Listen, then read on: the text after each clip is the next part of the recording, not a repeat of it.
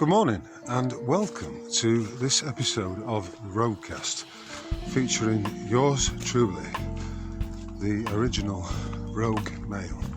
I'd like to begin by first of all welcoming each and every one of my new subscribers, and also acknowledging the kindness of each and every one of those who has recently made a donation via the Buy Me a Coffee button on my website and or via my Substack page. If you're able and you think that my output is worthy of your consideration, then please consider taking out a paid subscription on my Substack pages, because it really does help with everything, including, as you may have spotted and read about already, the recent episode which I wish to begin with today on the subject of my debanking by the cooperative bank. Some 10 days ago I received first of all a text message asking me from the cooperative bank, asking me to check my emails. And when I opened the email, it was from the fraud operations department, and there was a series of questions there, basically asking what all the transfers into the account were from, who they were from, then asking ridiculous questions like, why was I withdrawing funds from the cash machine? And what was I using the account for? I phoned up the bank, provided all the answers, not that it's any business of theirs really, and then within 2 hours of that conversation I received a notice of 60-day account closure from the from the fraud operations department. So essentially, on the face of it, they took the decision to close the account without any evidence that it was being used fraudulently, and certainly with no evidence that the transfers into the account were somehow fraudulent. After all, I've got very little money going in there anyway, and in any event, a lot of it, or most of it, comes via a third-party entity called Stripe, who simply take the payments, or so I say, the donations from the Buy Me a Coffee page and from the Substack page for a fee. They take their cut and then they transfer it into, or they did transfer it into my cooperative account. So essentially, and I realise that this day and age, it's not uncommon for people to be debanked. In the article I wrote about it, I put in a link to some information which was stated in 2023 about 1,000 people a day were being debanked.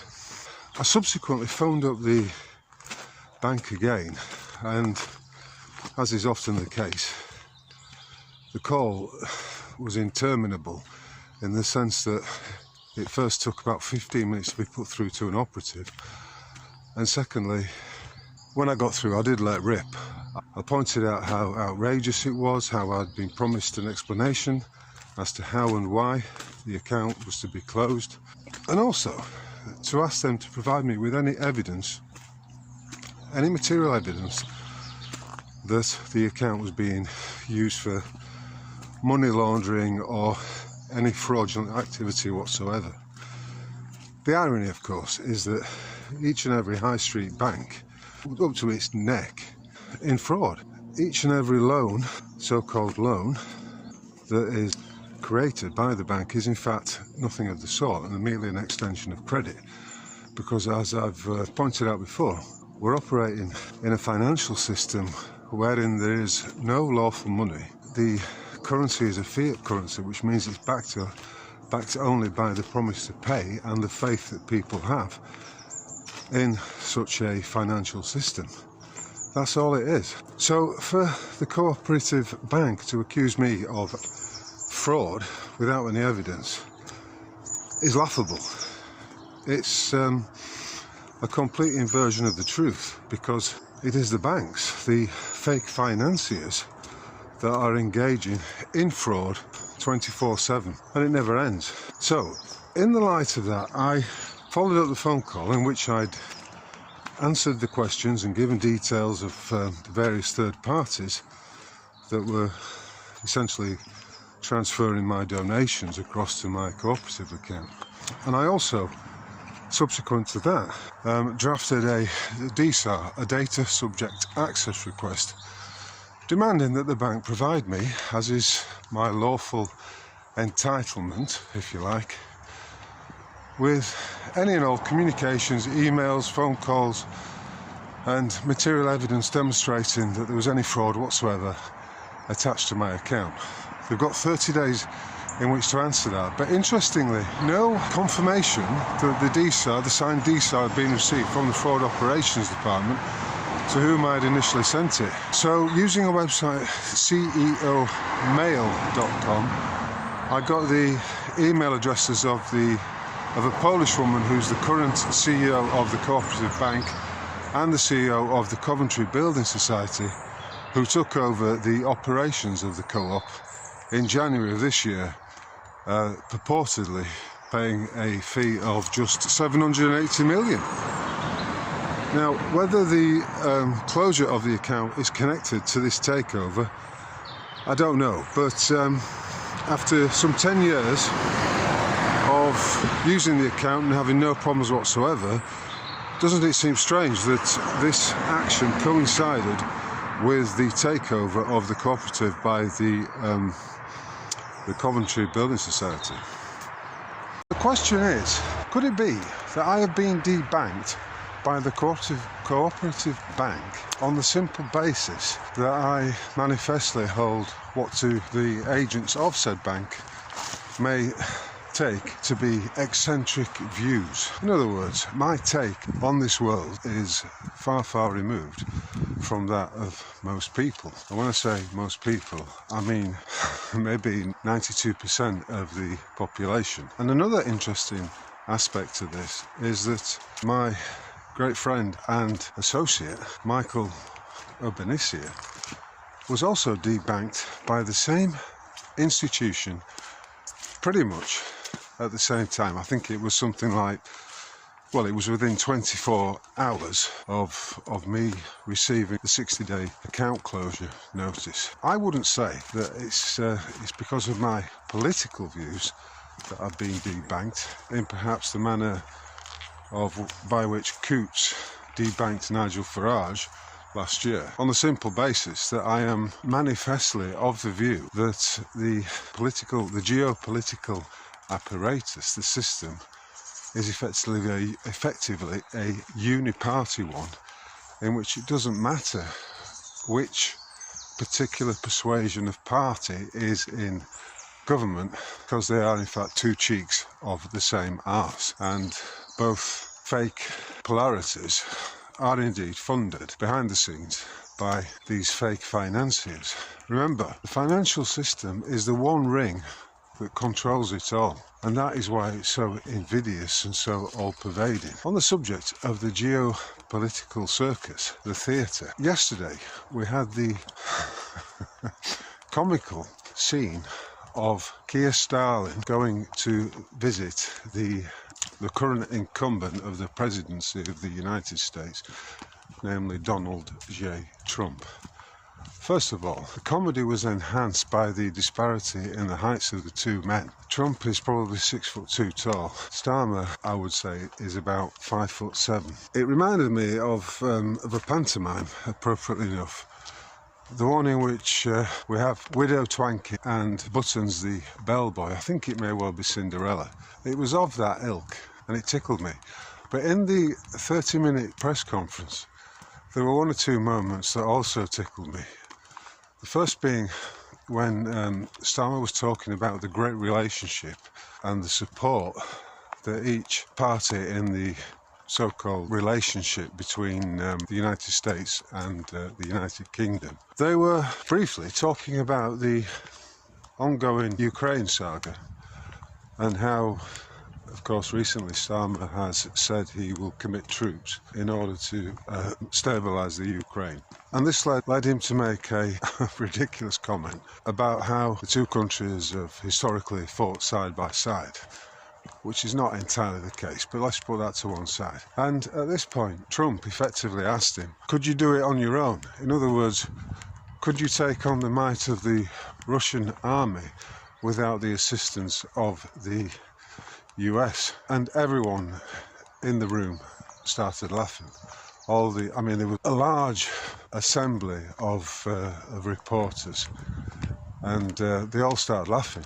And Starmer, all he had in response was to simply say, and to mumble, well, and then leave it at that. In his way, I would say that Trump was pranking Starmer, and rightly so. It was essentially like watching a head boy visit the headmaster.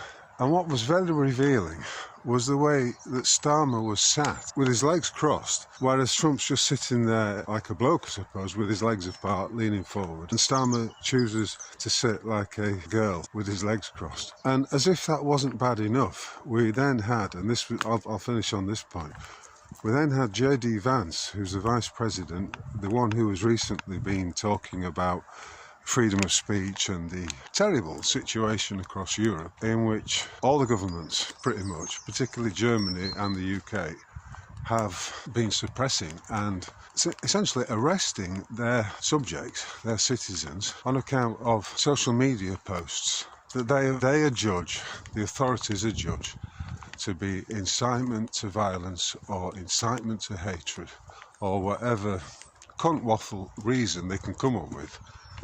Essentially arresting people, and as has been the case in Britain, sending them to prison for hurty words on Facebook, X, whichever social media platform. So J.D. Vance put forward the view, which I'm sure many people share, denying them their freedom of expression, and also that this was having an adverse effect on a number of American companies whose operations are obviously doing business in and through the so-called United Kingdom. At which point Starmer simply said something along the lines of, well, we value freedom of speech, freedom of speech is very important to us, which of course is an out-and-out lie. The evidence against Starmer in regard to this freedom of speech, this freedom of expression issue is massive. Censorship and, well, the ridiculous Online Harms Act, as well as these Burks that go around with these warrant cards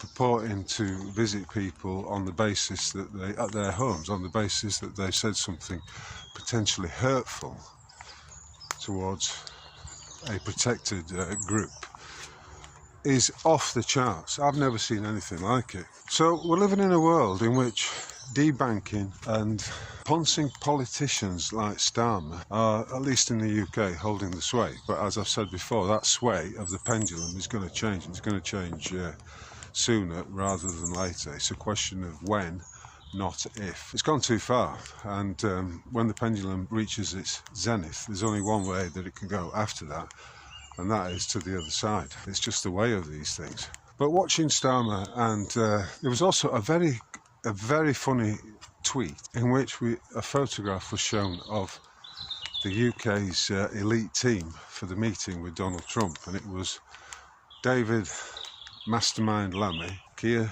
Starling, and the odious friend of Jeffrey Epstein and the Rothschilds, Lord Peter Mandelson.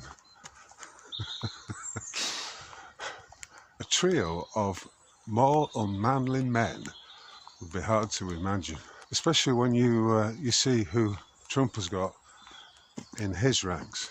I mean, whatever you think of J.D. Vance and his connections with Peter Thiel and the purveyor of the space adult fantasy, Elon Musk, whatever you think of them and all the others who've been tasked with these various matters pertaining to the disestablishment of USAID and all the ridiculous funding, the plundering that's gone on across all Western nations, I would suggest, is being dismantled, and it's inevitable that it will happen over here. So it's a case of seeing it for what it is, namely a theatre of the absurd in many ways, and enjoying the spectacle. And in Starling's case, that spectacle is nothing less than completely unedifying. He comes across as a complete and utter wuss, a effete, Dagenham accented drip who is completely out of his depth, as will be gathered if you watch that 30-minute White House press conference with the Donald. You'll notice that, by contrast to my roadcast of 2 weeks ago, it is an absolutely glorious morning. The birds are in full song. We've got shafts of early morning light cutting through the trees, and it's just one of those days where you feel, fucking hell, I'm up for it. I hope you understand what I mean. So, very interesting times, as always. But of course, it pays not to get too enamoured with the likes of Trump and Batman Trump and Robin Musk, for there's more going on than appears on the surface with those two. Anyway, nevertheless, credit where credit is due, and it is good to see that these woke institutions, structures, and all the plundering associated with them is being dismantled, and effectively. What's not to like about that? This episode is likely to be entitled We Live in a Fiction. What do I mean by that? The opening part to the roadcast covered the manifestly fraudulent, you could say fictional, activities of the financial system. I've talked about this and I've written about it at great length, and it's as plain as the nose on my face to state that they are all manifestly engaging in fraud every second and every day. Whether or not they know about it is irrelevant. And a lot of this fictionalisation or these frauds are dependent entirely upon another fiction, which is the legal fiction.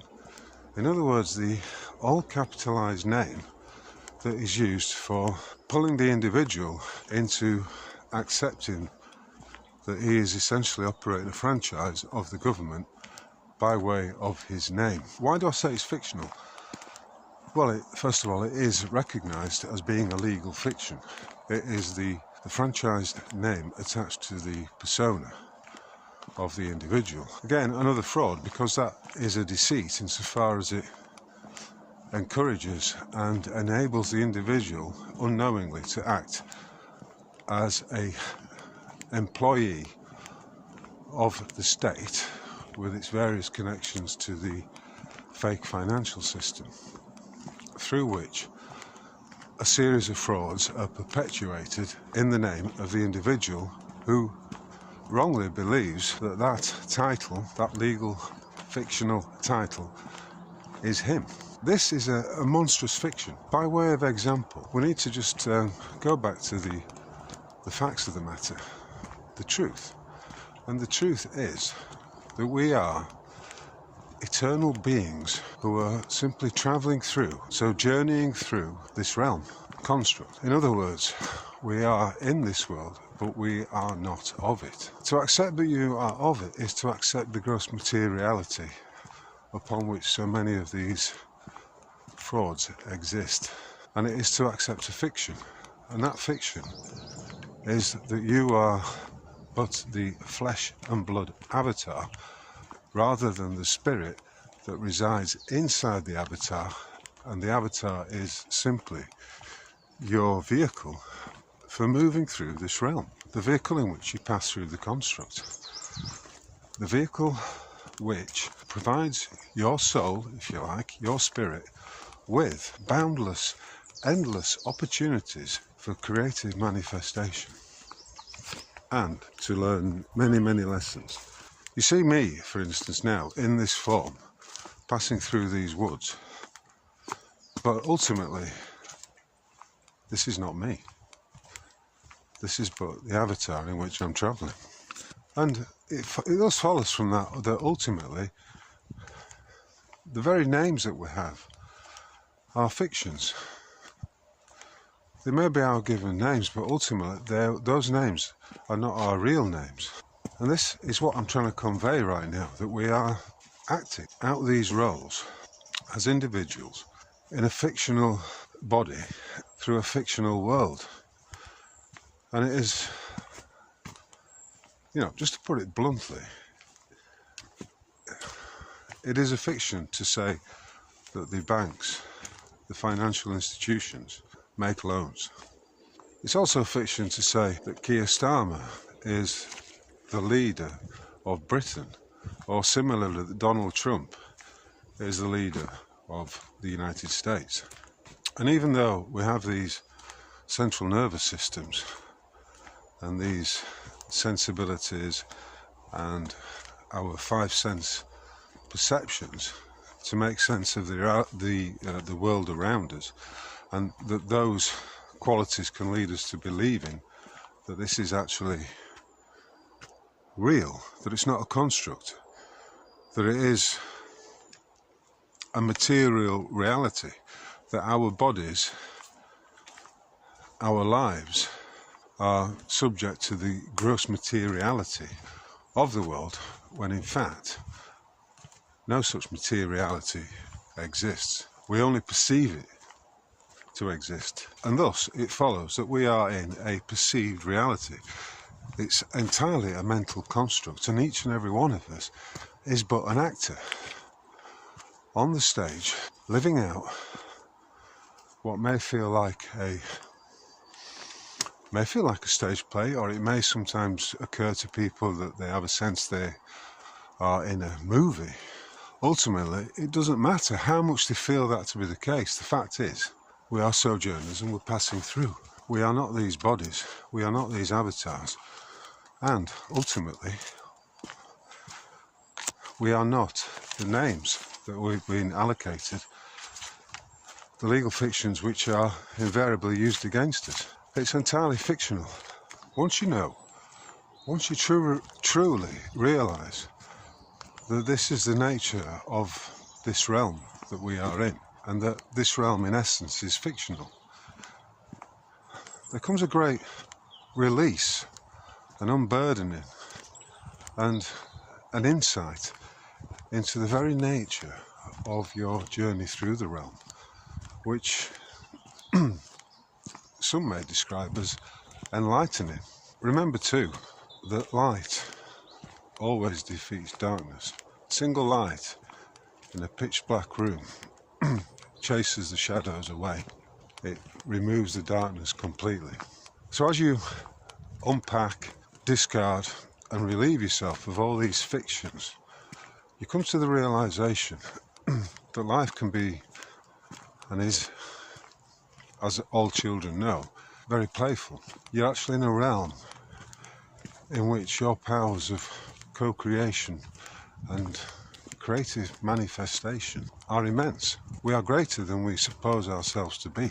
So, on the subject of fiction, I'd like to consider for a few moments the latest in the matter pertaining to my friend Dave, who has been challenging a void possession claim made against his home by the fictional entity known as the Nationwide Building Society. You may recall that having received a possession order which was entirely predicated on the void deed of mortgage and non-existent loan agreement, as well as, of course, the real nature, the monetary mechanics of how the financiers operate, that the court had ruled against him and issued a possession order.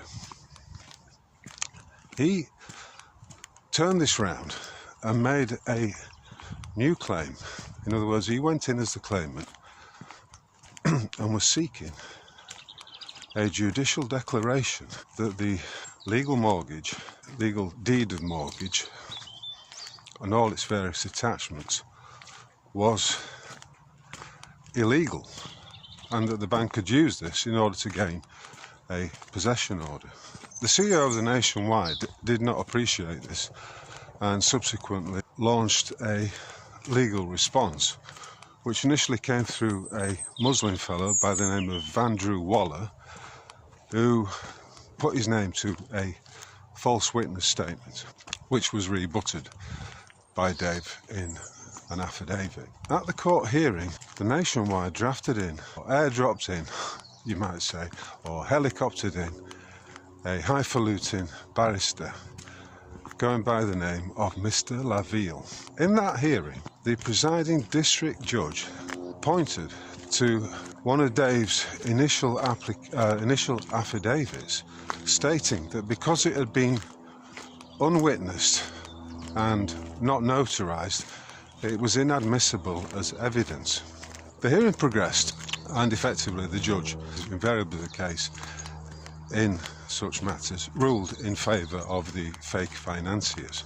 But when Dave got home, it had been nagging on his mind what the judge had said about the affidavit being unnotarized and unwitnessed, and therefore being inadmissible in court. And when he got back, he found that that was entirely false. Namely, the affidavit in question had been witnessed and it had been notarized. And I've written an article about it which shows you the before and after shots of the signature page on the affidavit. And you will see quite clearly what has gone on there. For reasons best known to themselves, although I suspect those reasons are because they were absolutely bricking it and saw this affidavit as a huge, maybe insurmountable object in the way of their claim. The Nationwide Building Society, maybe at the behest of its CEO, maybe at the behest of the barrister, maybe at the behest of employees, officers at the Building Society, or maybe through the aegis of the solicitors representing them, forged the affidavit and entered it into the court file. And this was why, or this was how the judge was guided to rule that that very significant, very factual and cogent affidavit had to be dismissed. At this point, I'll give the judge the benefit of the doubt and say that he was duped. In other words, that the barrister and the legal team committed a fraud on the court. For right now, I don't know if there's any evidence that the judge was a co-conspirator in this action. In the accompanying article, you will see I provide a definition of what a forgery is. And the system, the judiciary, if you like, do have very well, first of all, it needs to be realised that this is it's now a criminal matter. To forge a document in order to gain a victory or in order to gain an advantage for one particular party at the cost of another man's rights is a criminal offence. And it's been long acknowledged that that is the case. And so it should be. Where does that leave Mr. Laville and the rest of his legal associates? You might well ask. I think it leaves him in the shit. I think he's in real difficulty with this. Now, whether or not he was duped and has also been misled by whichever agency forged the document, I don't know. But ultimately, it is completely true to say that Mr. Laville used this document to his advantage in order to gain a Pyrrhic victory against Dave. In the 16 years I've been writing and speaking on the subject of banking fraud, I have never seen such a blatant forgery in my life. And it's astonishing, if not surprising, to see just what happened and how the bank attempted to utilise this against David. But this underlines the point I'm making. A forgery is, whatever legal definition you wish to use, is a fiction. It's a document or instrument that has been fictitiously created in order to gain advantage over another party or to make material gain. Of course, had we got a fully functioning, working system of justice, then fictions like this would not exist.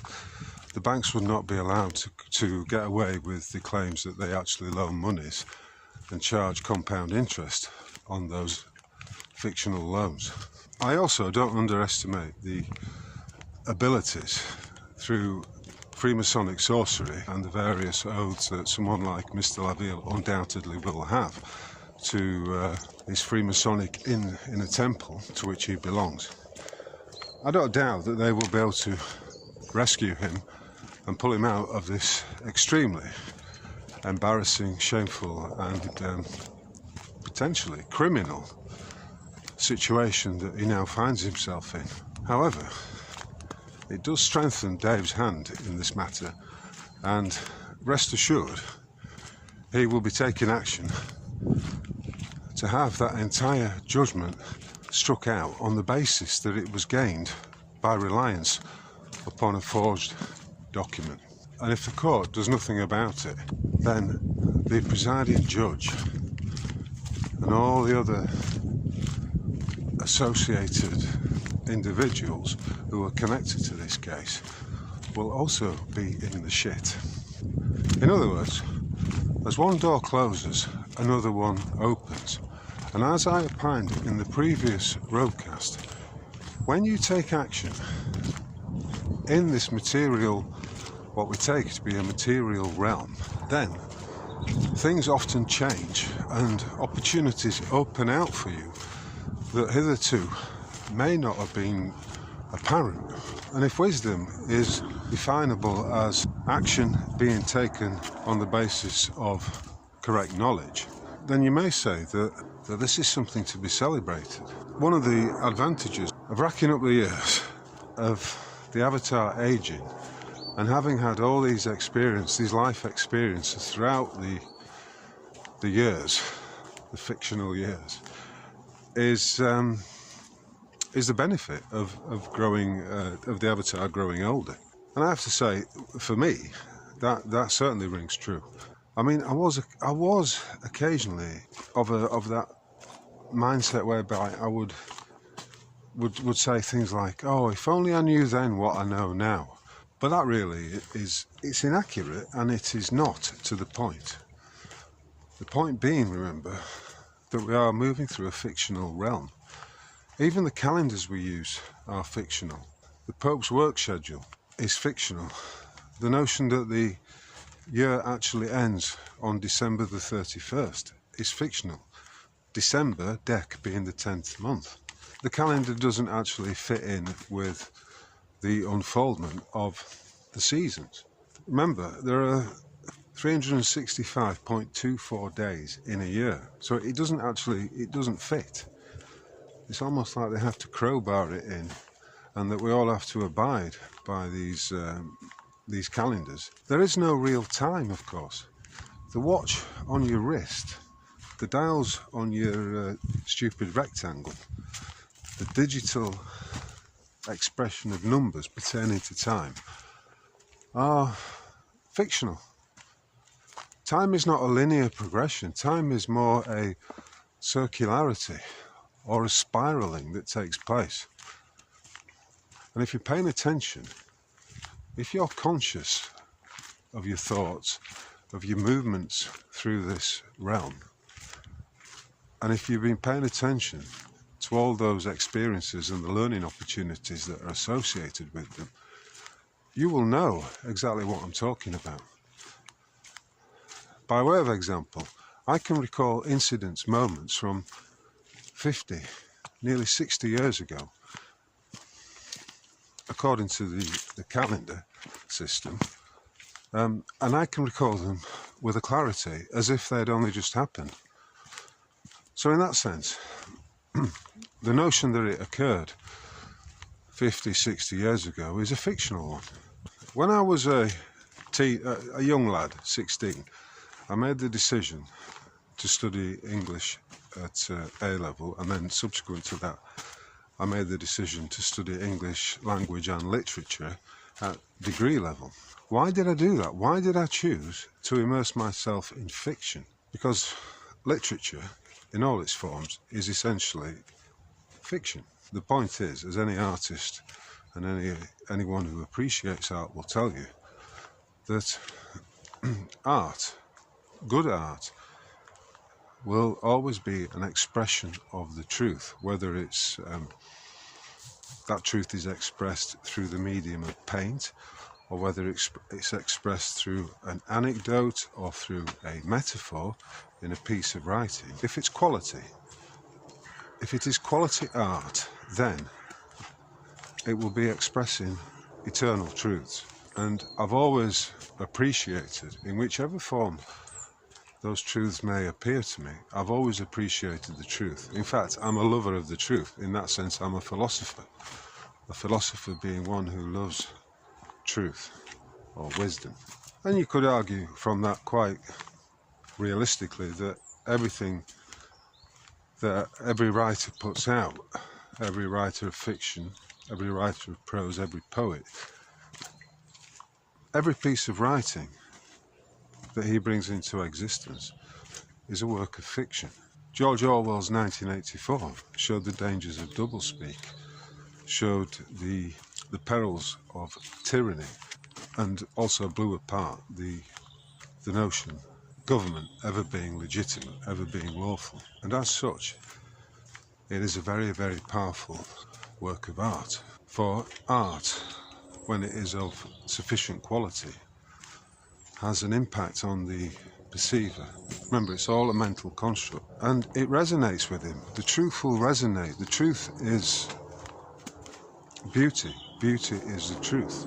And that should always be kept in mind, even though we are in fact in a fictional realm, a playground for our soul, a classroom for the edification of our spirit. Call it what you will, but that is the reality. If there is any reality, that is the only reality of this realm that can be grasped, that can be understood, that can be heartfelt. All of which brings to a conclusion today's roadcast, which is being broadcast from the fictional realm of Sherwood Forest, some 7 miles north of the fictional city of Nottingham, from this fictional avatar to you, in whichever fictional realm, whichever part of the fictional realm you may find yourself. I'd like to wish you a splendid day. And I'd also like to conclude by asking anyone who is appreciative of my essays and the roadcasts to please consider chucking a few quid into the pot via the Buy Me a Coffee button, and or taking out a subscription at Substack. All donations, every pound, every quid that's received is truly appreciated and is very helpful right now, particularly at this time when I've been debanked.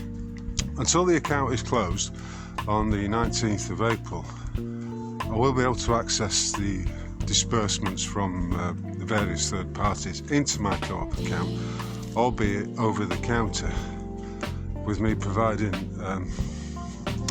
identification of my fictional self by way of my fictional passport.